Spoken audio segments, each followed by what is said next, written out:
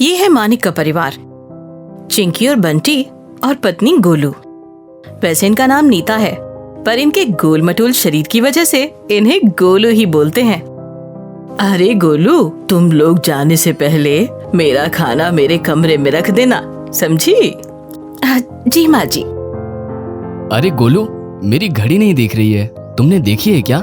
हाँ, आपकी अलमारी में रखी थी। नीता शुरू से मोटी नहीं थी। ये है नीता और मानिक के शादी का फोटो। हाँ, आपको यकीन नहीं होता होगा, पर ये जो खूबसूरत लड़की है ये नीता ही है। फिर आप सोच रहे होंगे कि नीता ऐसी मोटी कैसे हो गई? तो इसका कारण है उसके दोनों बच्चे। प्रेगनेंसी के बाद नीता मोटी होने लगी और बच्चों को संभालने में वो अपना ख्याल ही नहीं रख पाई। खैर, आज ये पूरा परिवार एक पार्टी में जा रहा है। मानिक के दोस्त के बेटे का बर्थडे है। सभी मेहमानों की तरह मानिक और उसका परिवार भी बर्थडे पार्टी में पहुंच गया। पर यहाँ गोलू को दूसरी औरतों को देखकर बुरा फील होने लगा।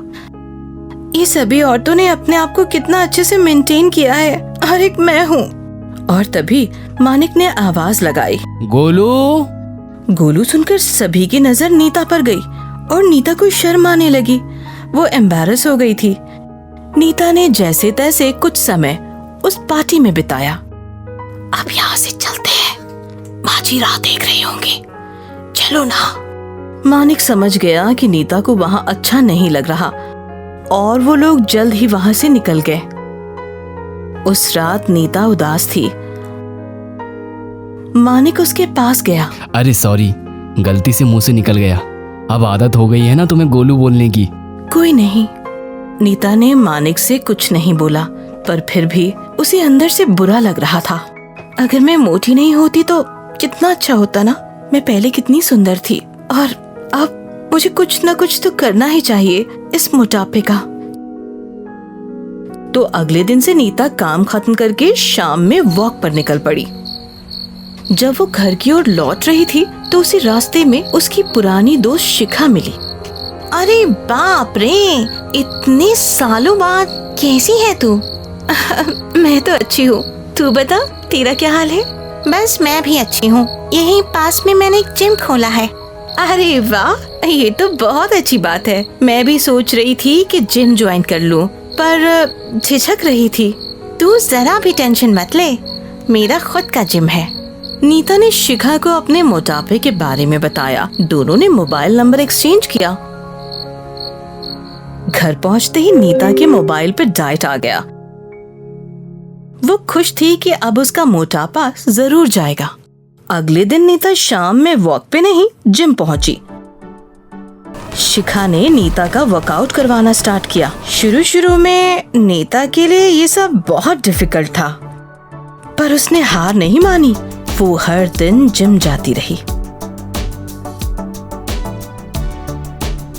नीता को सैलेड वगैरह खाता देख मानिक भी समझ गया था, पर उसने नीता को नहीं टोका। ये सिलसिला 8 महीनों तक चलता रहा। नीता ने अपना अच्छा खासा वजन घटा लिया था। अब जब वो अपना शरीर आईने में देखती तो उसे अच्छा लगता। वो खुश थी और उसको खुश देखकर मानिक और उसकी सास भी बहुत खुश थे। अब जब मानिक का परिवार फिर से एक पार्टी में गया तो नीता को देखकर सब दंग रह गए। अरे नीता जी, मुझे तो यकीन ही नहीं हो रहा कि ये आप हो। बहुत ही खूबसूरत लग रही हो आप। Thank you. इस बार नीता पार्टी की स्टार थी। उसे अच्छा लग रहा था कि लोग उसके बारे में बातें कर रहे हैं। नीता, यहाँ आओ, मेरे बॉस से मिलो। माँ ने खुद नीता को सभी से मिलवा रहा था। ये नीता को भी बहुत अच्छा लग रहा था। नीता की तरह कई और औरतें जिनको मोटापे से शर्मिंदगी महसूस होती है, पर नीता ने साबित कर दिया कि अगर हम ठान लें तो मोटापे से जीतना इतना भी मुश्किल नहीं है।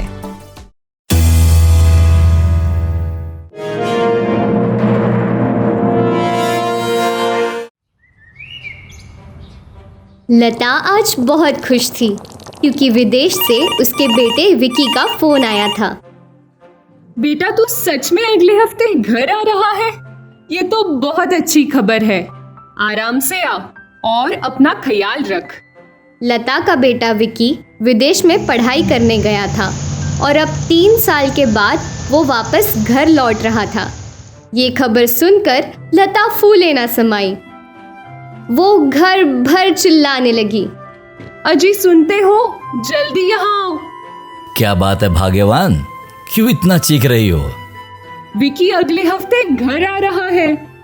अरे वाह, ये तो बहुत अच्छी खबर है। और पता है, मैंने उसके लिए एक लड़की भी ढूंढ ली है। इस बार जब वो आएगा तो उसकी शादी करवा ही देंगे। यहाँ लता विकी की शादी अपनी पसंद की लड़की से करवाने की सोच रही थी और वहाँ विकी अपनी गर्लफ्रेंड के बारे में माँ से बात करने वाला था। Anna, my mother would be so happy seeing you. खबर मिलते ही लता ने तैयारियां शुरू कर दी। उसने घर पेंट करवाया, फर्नीचर बदलवाया और विकी का कमरा भी साफ करवा दिया। अब सब अच्छा लग रहा है। कल जब विकी आएगा तो खुश हो जाएगा।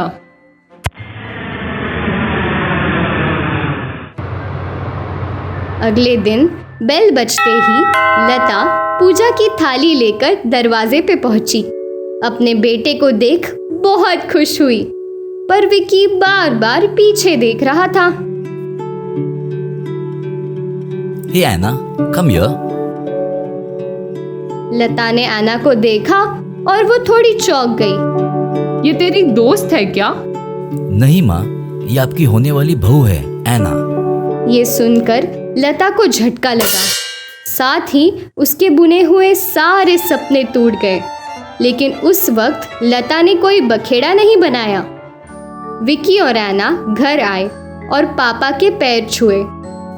खुश रहो, हमेशा खुश रहो।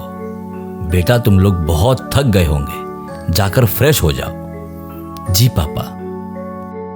विकी एना को अपने कमरे में ले गया। यहाँ लता उदास हो गई।